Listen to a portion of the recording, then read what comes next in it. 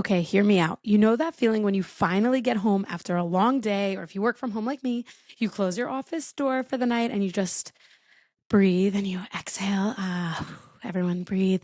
That's what your space should feel like a sanctuary, a place where you can truly unwind, let go of the stress, and just be. This is advice I'm giving to myself because I've been taking on a lot at work. And at the end of the day, if your bed is not the most inviting, relaxing, luxurious part of your home, we need to talk. Like, what are you doing? So here's the thing. Your 5 to 9 is just as important as your 9 to 5. You deserve rest that actually restores you, and that starts with Cozy Earth. And I'm so excited to be working with Cozy Earth because I have used their products before even working with them.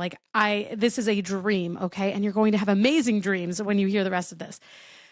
I have the Cozy Earth bamboo sheet set, and let me tell you, I even asked my husband for a review so I could talk to you about this. These sheets are so breathable. You literally sleep cooler. And by the way, I run very warm. Like, I cannot have a bed or like sheets or anything, a comforter that are warm or make me sweat because it's inevitable. So having sheets like this bamboo sheet set that I have from Cozy Earth is a game changer. It's literally several degrees cooler. There's no more overheating, no more tossing and turning, and the fabric is next level in terms of softness. Cozy Earth only uses the best materials, so you feel like you're wrapped in pure comfort. Plus, their durable weave means no pilling ever. And I hate pilling. All of my sweaters are pilling, and I just can't stand it. And then you end up having to do all this extra work to depill. But the good news, as I said, is that Cozy Earth's materials mean that there's no pilling ever, and it's guaranteed for 10 years. Let's also talk about their bamboo pajamas, because if you're still sleeping in that old stretched out t-shirt, it is time for an upgrade. These are lightweight but cozy, designed to help you fall asleep faster and stay asleep longer types of pajamas. It's the kind of comfort that makes you want to lounge all day. And by the way, I don't know if my mom is going to hear this, but this is what I'm going to get her for Mother's Day. Mother's Day is coming up, and this is terrible, but I always end up being like, oh my gosh, it's Mother's Day. But now, luckily, I have a heads up, and I'm reminding myself and you that Mother's Day is coming up. So buy your mother, your spouse, your dog mom, something amazing like these bamboo pajamas or the sheet set to really make their Mother's Day special. As a matter of fact, I'm going to ask my husband to get me the bamboo pajamas because I am sleeping in that old stretched out t-shirt and it is time for an upgrade.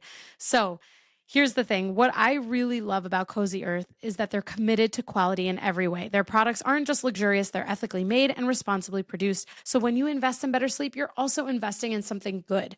And if you're not sure if it's for you, totally fine, no worries. Cozy Earth gives you 100 nights to decide. 100! And if you don't love it, you can send it back. And with that, there's a 10-year warranty, so you know that they believe in their products. So if you're ready to turn your bedroom into a true retreat, one that feels like a luxury hotel, but better, go to CozyEarth.com and use my code HUMANHR for 40% off their best-selling sheets, pajamas, towels, and more. That's 40% off. That is like the best deal ever. And if you get a post-purchase survey, by the way, please let them know that you heard about Cozy Earth right here on the Bringing the Human Back to Human Resources podcast, because it is so helpful for them to know that my discussion with you about having this most fabulous 5 to 9 after your 9 to 5 impacted you in some way. And by the way, like I said, the first thing that I'm buying, not only for my mother, but also for the other mothers in my life, are those cozy, fabulous bamboo pajamas. So let's prioritize sleep, prioritize you, sleep better with Cozy Earth. Welcome to the Bringing the Human Back to Human Resources podcast. I'm Traci Chernoff, and I've spent my entire professional career in HR. Each week, we'll explore the delicate balance between people and business with the aim to reconnect the two and create meaningful outcomes. Listen in as I share my own experiences, challenge the status quo, and chat with guests from various industries about our mission to bring the human back to human resources. Hi, everyone. Welcome back to the Bringing the Human Back to Human Resources podcast. Thank you so much for tuning in for another week. This is our next month of the Policy Pulse segment, which I do with Bryan Driscoll, as you know, our resident non-practicing attorney. Is that right? Is that like the best way to probably describe how you approach your JD?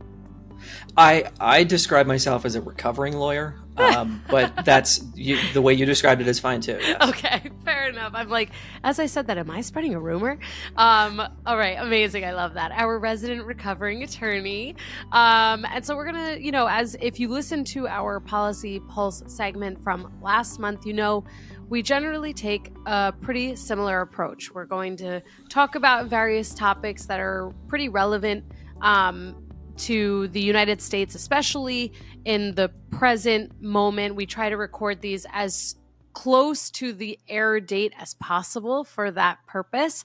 And then we'll talk a little bit about how these different things that we talk about impact employers, any suggestions that we might have. And then, of course, we'll look at what might be on the horizon. So, with that, our first topic is quite intense. So everyone brace yourselves just a bit, but we're not going to go through the full subject of it. And that is on this immigration enforcement, the heightened immigration enforcement that we're seeing in the United States. So of course, Bryan will explain this way better than I can. But as we know, there's been an increased government focus on work site enforcement of immigration laws and auditing employer compliance with employment eligibility verification, such as the I-9. So, Bryan, I'll pass to you. What are some of the impacts of this heightened enforcement in immigration? So there are a lot, and I guess I would want to start by reminding people that when it comes to potentially legally hazardous issues like this, or any other complex HR issues, if your first instinct is not calling your employment lawyer, ignore your first instinct, because you should always call your lawyer when it comes to issues like this. Um, I mean, with the ICE raids and the focus on immigration, it spans everything from anxiety from not only business owners and HR professionals, but also individual employees, and not just those who may not have proper documentation, but everyone, all the way to worry about how you are compliant with your I-9s, with any e-verify that you're doing, with any other type of compliance, because who knows when and where ICE or an I-9 audit team may show up at your business, regardless of what industry you're in or what state you're in. We are seeing some pushback in certain states, but I think the biggest takeaway here for employers and for HR professionals specifically is twofold, really. One, if ICE shows up at your office door, you need to make sure that you're being respectful and compliant, but you can also ask for any documentation that they have that allows them to be there. You could find yourself in trouble if you try to block them, if you don't think they have jurisdiction to be there. So be careful with doing things like that. Again, refer back to my initial instinct, call your lawyer. But it can also create difficulties for everyone involved, and that's where we go back to sort of the I-9 focus, making sure that your documentation is always in order, making sure that when you hire somebody new, you go through the I-9 process. You have to do it for every single employee that you hire, and you have to keep that record on file. Recommendation is you keep it separate from all other employee files and medical files, like you just have an I-9 folder in a locked drawer in a locked room. Mm-hmm. So that's sort of the big issues here. One directly related to ICE and immigration enforcement over the last couple of months, and one sort of more broadly speaking of just generally good business practice. Yeah, thank you for walking us through that. And compliance is always a good thing to have best practices on. Compliance is always a good thing to feel like you have a handle over.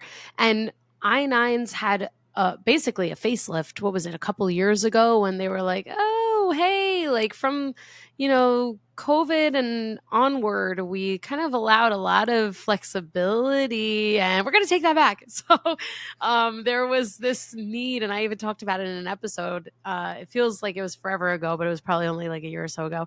I talked about in an episode how you really like that was an opportunity to really like scrub your data, and scrub not meaning to get rid of, but to actually ensure that it's clean and that you're compliant and that your processes are good. And so I think this is very good advice that, go back to your I-9 process. Make sure that you, whether it's you or another operator or someone has to own this process and has to own it with a very clear best practice.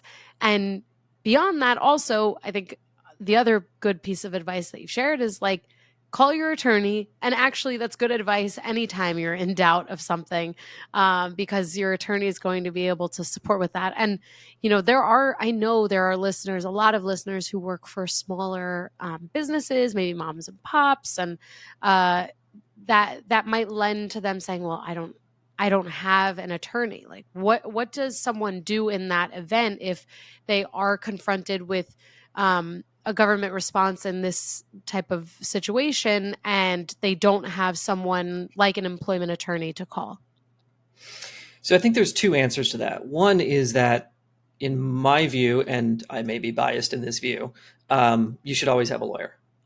Whether it's somebody that you're paying every month on retainer to help you with certain things as your business grows, or you're a true like really small business, 5, 10, 20 employees, and you just have somebody that you pay hourly and they just bill you as you pick up the phone and call them for issues. Always have a contact you can pick up the phone and call. That I think is an important point. If you don't have that and you don't have the ability to do that right now, then you do need somebody that you can trust, whether that's somebody internal on your HR team who has the background and the education and the experience to navigate these complexities, or someone like me, who is a vendor for you, a consultant for you, who may have a little bit more experience than somebody in-house. And again, with someone like me who has that legal background anyway, that's always helpful as well.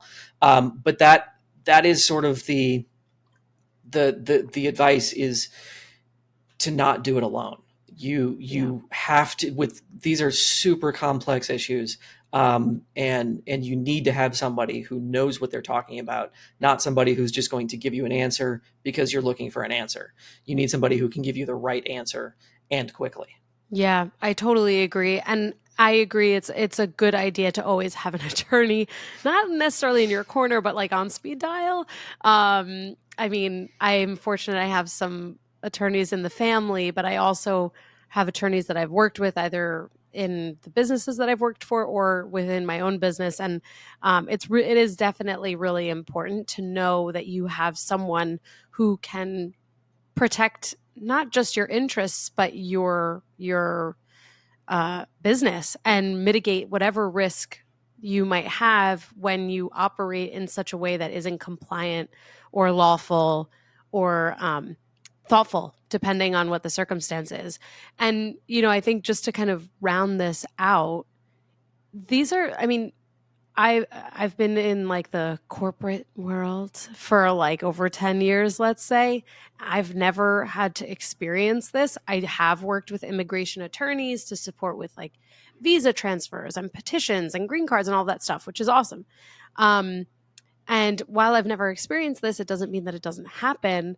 But the best case scenario is that you're prepared. So anyone listening who's like, that'll never happen to me, that's fine. I hope it never happens to you or someone at your workplace, because it is so complex and sounds like a lot of work and a lot of legal fees. But at the end of the day, it is a good idea to, it's kind of like, what it's like? It's like when you take a CPR class and you're like, I'm never going to need that, but you've taken it. And so it's like in the back of your brain. So God forbid you need that. You know how to do CPR. Hopefully you actually, use those skills so you keep them fresh. But you get what I'm saying. It's like, if you have some of that information, you have some of that knowledge, then maybe when the time comes where you need to kind of like tap into that knowledge or tap into those skills, you're going with the right gut instinct, which is call your attorney. Exactly. And it's helpful too when you develop a relationship with someone, even if you're not talking to them every week, every month, they know your business. They don't need all the background, so it can speed up the process to get to the answer. Because even though there is some commonality amongst all of these different situations, whether you're an office, you're a farm, or whatever, like there's some commonality about the process and what happens when immigration shows up at your business. But there are some unique nuances to each of those situations as well, and that's where having an employment lawyer on speed dial that at least knows the background of your business, you can get to the answer more quickly. You don't have to provide all the background and talk about when certain employees were hired and the documentation process that you have in place and all this. Like the lawyer is going to know that already. Right. That's a great point. Such a great point. And it's really nice. It's kind of like I always bring it back to something that's like not related to HR or law or whatever, but it's like, you have that best friend from high school or childhood, and like you don't have to tell them who you are. They just know who you are. They know exactly how you grew up. And that's like your attorney who gets to know your business. They know exactly what all the ins and outs look like. And some businesses do have in-house counsel, which maybe would make this a bit easier, even though they're not always employment attorneys, and most often are not immigration attorneys either. But at least there's someone who's like, "Ooh, yeah, don't touch this. We will figure out the next best step. I have a contact for that." That's one of your better cases of the scenarios. So thank you, Bryan, for walking us through that. And of course, if anyone has questions specific to that, please, let us know. The second topic here, which actually I thought about it, I'm like, do you think that they didn't announce it on April 1st because it was April Fool's Day? Because this has to do with the sweeping new tariffs on imports, and they were announced on April 2nd. And I'm like, there's gotta be a reason it wasn't April 1st. And I think it's probably because everyone would be like, April Fools, right? Well, no, He not April. actually Yeah. Did No, he? Trump actually said that a couple weeks ago that Oh, he was going to announce this on April 2nd because he didn't want people to think it oh, was an April really? Fool's joke. Yeah. Oh my Yeah. God. See, I Yeah. try to like avoid the news at all costs these days. So you are my news source at this point. That's so funny. I mean, it's not funny, but it is funny in a way that I'm like, do you think? Well, debunked there, everybody. It's true. All right, so let's talk about what this is. Broad new tariffs, which are effectively a 10% baseline plus some higher rates, were announced, as Bryan said, April 2nd, making most imported goods more expensive for U.S. companies. There happens to be quite a bit of information related to tariffs that we probably can also clarify, because I think generally people see tariffs either one way or another, and they don't necessarily understand that there's this impact on cost of goods for the US, for the importer, so to speak, just as much as there is necessarily for the exporter, but especially on the importer. So in plain language here, the higher cost of imported goods certainly squeezes the businesses financially, and this is intended to boost the domestic industry. So especially we're talking about the US here, it's intended to drive our industry locally, and it also often forces companies to cut costs elsewhere because of those increased costs for domestic products. My understanding of tariffs is that it's kind of like a long-term thing, that you don't really see anything in terms of savings or more exports from the US, for example, which I believe is what tariffs are trying to do, is that they're trying to get US businesses to do more US business. This is a very, like, when I think back to my micro, like AP micro class that I took in high school, like this is what I remember. So please don't quote me on all of this. So, but at the same time, I think this is where sometimes the misconception is that it does increase prices like significantly in the interim until that, because you can't just like flip a switch and then start to create your product in the US if you've had a plant or a warehouse or a manufacturing site overseas. So I don't know, Bryan, you're probably a good person to pass to at this point to walk us through some of that. Yeah, and I think that's a good analysis, Traci, because essentially it raises prices across the board. And unfortunately, when companies raise prices, they usually don't lower them later on. Right. Yeah. So, this is kind of the new normal, and it will only get worse from here. And here's an example to your point about, trying to increase domestic production. Let's take one of my favorite subjects, wine. Oh, wasn't sure where you were going with that.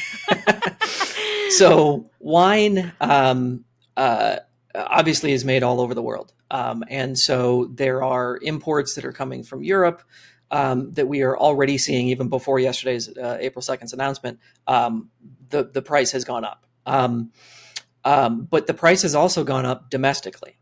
And that's because the world isn't, the last time we had a real major tariff standoff like this was about 100 years ago.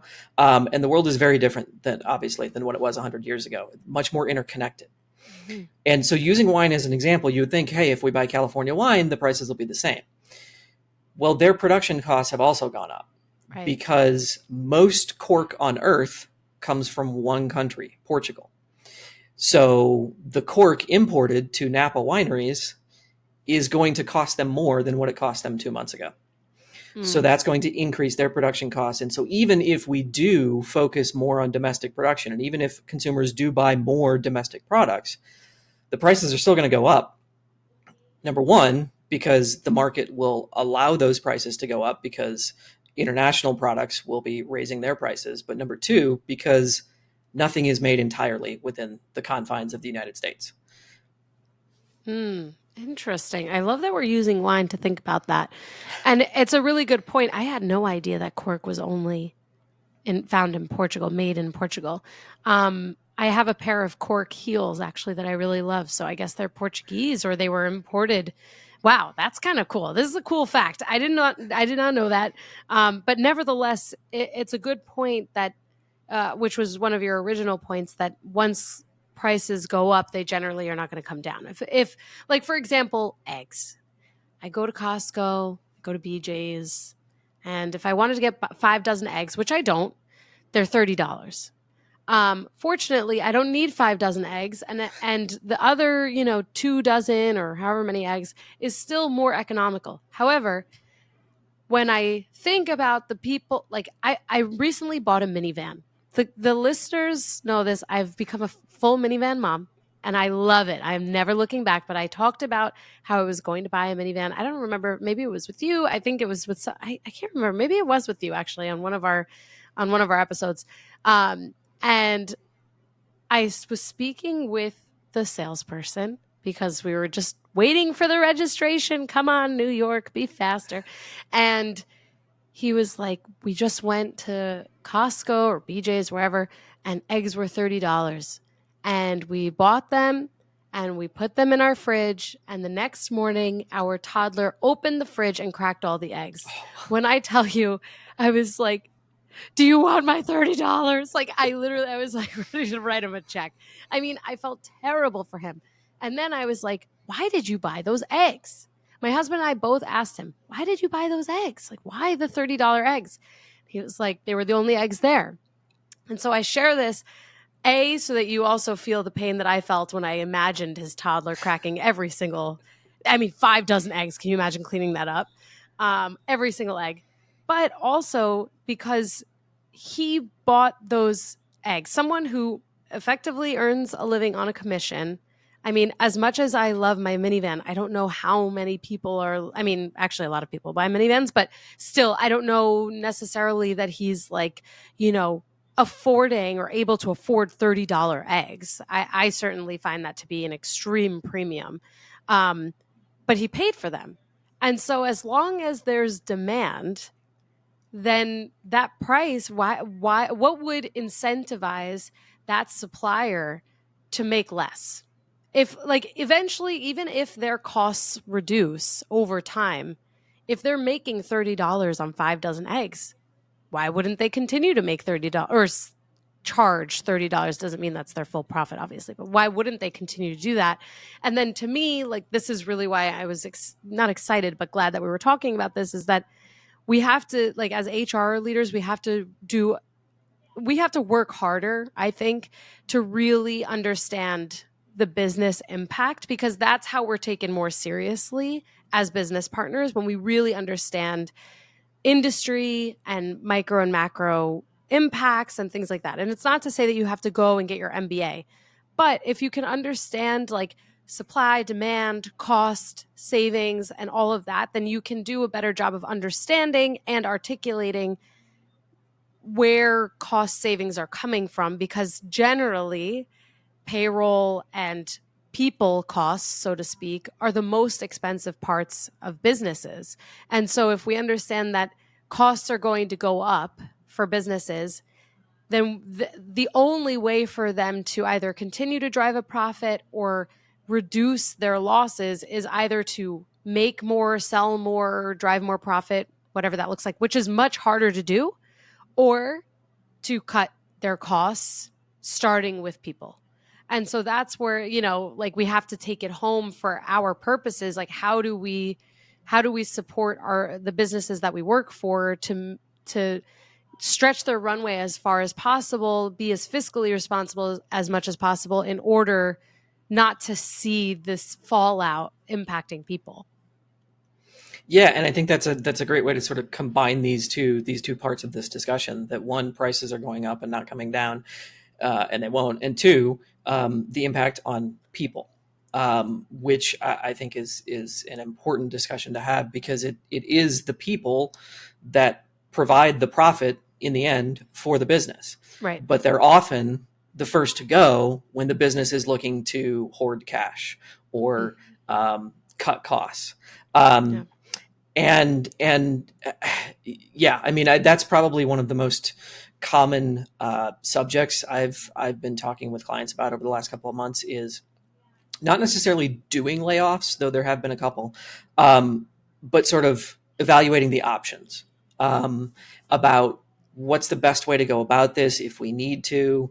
Again, being compliant, what notices do we need to provide, all that fun stuff, but also just from a purely human perspective of like, how do we do this with empathy? If this is what we end up needing to do as a business, how do we go about this process and treat these people like humans? Yeah. And my answer to that, we don't need to go down this rabbit hole too far, but like my answer to that is transparency. Tell your employees, especially when you're a small business, people know. Yeah. Tell your employees what's going on. That doesn't mean that they're going to jump ship immediately. Job market's hard right now, so they may not even be able to if they wanted to. But just be transparent. Keep those conversations open. Have those discussions. And if you do have to do layoffs, gives people as much notice as possible. Be kind, be human, be empathetic, and treat people the way that you would want to be treated, that you would expect to be treated. Because I think we're going to see a lot more of that over the next couple of months. Even if, like a couple of weeks ago, these tariffs sort of evaporate in the next couple of days, we're still going to see it, because there's a ton of uncertainty in the job market, in the economy, in business generally right now. And businesses tend to get protectionist when there's uncertainty.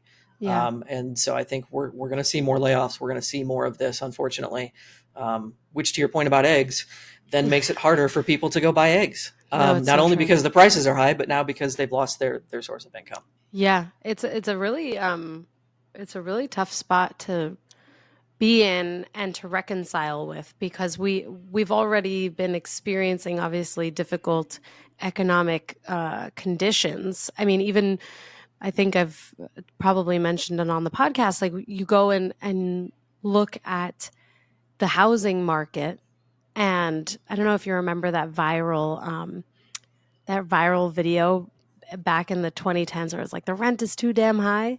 Like the rent is too damn high. I mean, like we're talking about, and for anyone who's like Gen Z, you might not know, but I really hope you do, because that was a great time.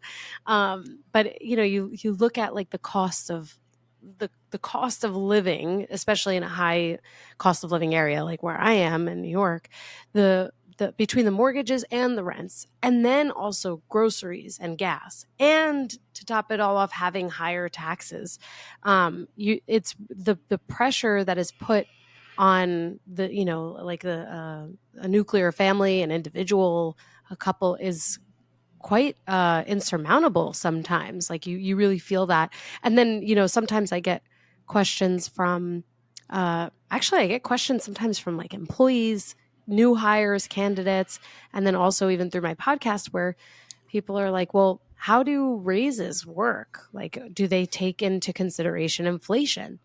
And I think we've probably talked about it at some point. Like, the answer is kind of no, because how do you like it when there is inflation and there's an increase that, let's say, takes that into consideration, it works into the recipient's benefit in that case. But when inflation goes down, if someone's relying on that, you don't want less of a budget increase or less of a pay increase, right? Like, so generally speaking, I feel like in the experience that I've had, finance teams, companies in general will kind of say, okay, we can't really compete with inflation, but like, let's look at what our overall budget is, make sure it's fair and consistent and adequate in order to support all of these increases that need to happen across a year.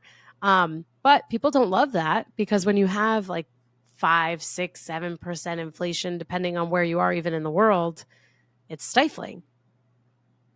So Yeah, and I've seen a lot of companies, especially over the past couple of years, sort of do a twofold approach when it comes to annual increases. One is doing a cost of living, a COLA increase annually, just across the board. Everybody on January 1st, everybody, whatever the government said the cost of living increase was last year, you automatically get that. And then there's performance on top of that. right. And I think that's a great way to go about it, because it, sure, if inflation, hits hard in January or February, then you don't get that cost of living increase for 10 more months.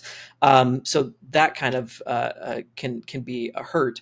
But at least businesses, in my view, are doing the right thing. They're covering what it costs to live in wherever you are, and they're separating that from your performance and from your traditional raise annually. Yeah, no, I agree. That's a great point to make too. And again, for those listening who are part of smaller businesses, you might not have even received an increase in the last 2 years. And that's hard. At the same time, I think when I put all of this into perspective, the job market is hard. Things are really expensive. I think that we will probably see more people not even wanting to ask for more, like maybe being a little bit more trepidatious when it comes to saying, I want to get paid more, I want to get paid more, I want to get paid more. Because again, when we think about like all of the macro elements here, it's like the higher the cost to the business, like fully, 360, let's say, all around, the more pressure it puts on the business to either outperform what they were performing or to cut costs. So I wouldn't be surprised if we see less of that like strong-armed approach that we saw in the last few years, which I think is great that people were really advocating for themselves. And I'm certainly not suggesting to stop that.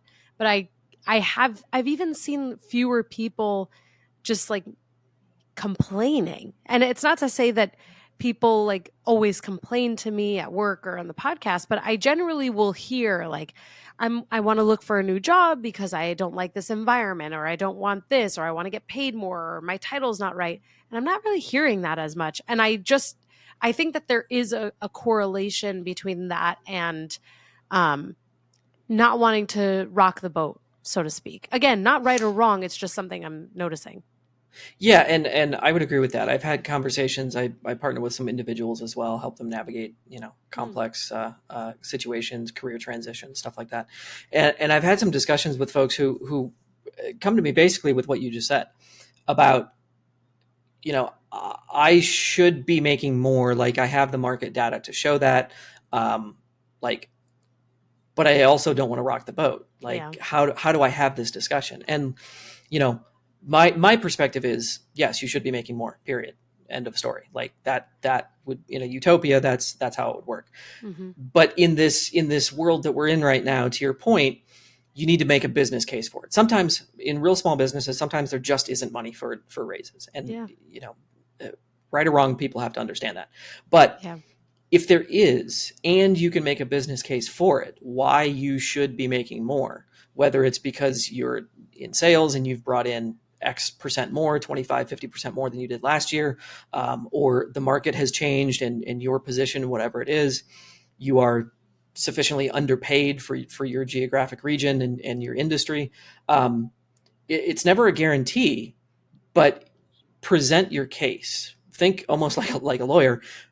Make your argument. Why should the employer give you a raise beyond a cost of living, or something more traditional? Why should they Right. give you a larger piece of the pie? Right. This is a big thing on this podcast, everyone, is like having the data, knowing how to articulate your data, and really being able to create a story around what you do, what you've done.